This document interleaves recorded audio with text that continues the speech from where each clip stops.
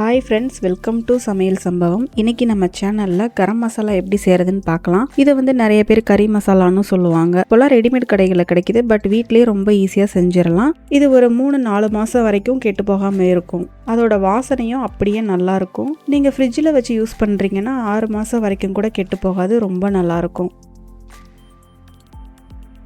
நம்ம சேனலை சப்ஸ்கிரைப் பண்ணலன்னா சப்ஸ்கிரைப் பண்ணிக்கோங்க. கூடவே இருக்க பெல் ஐக்கானே கிளிக் பண்ணிக்கோங்க.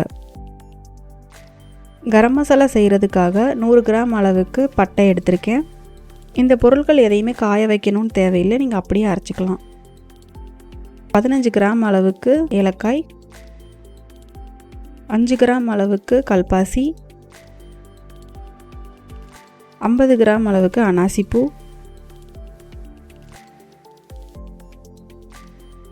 அது கூட 25 கிராம் அளவுக்கு கிராம்பு, 100 கிராம் அளவுக்கு சோம்பு. இது எல்லாத்தையும் மிக்ஸி ஜாரில் போட்டு நல்லா அரைச்சிக்கோங்க. ரொம்ப வலுவலுன்னு அரைக்கணும்னு கிடையாது.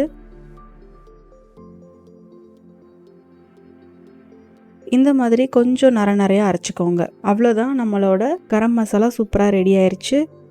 இதை ஒரு ஏர்டைட் கண்டெய்னரில் போட்டு யூஸ் பண்ணிக்கலாம். இந்த கரம் மசாலா நம்ம பிரியாணிக்கு போட்டுக்கலாம். அதுக்கப்புறமா குழம்பு, பொரியல் எது செஞ்சாலும் கொஞ்சமாக ஆட் பண்ணிட்டோம் அப்படின்னா அதோட டேஸ்ட்டு ரொம்பவே நல்லாயிருக்கும்.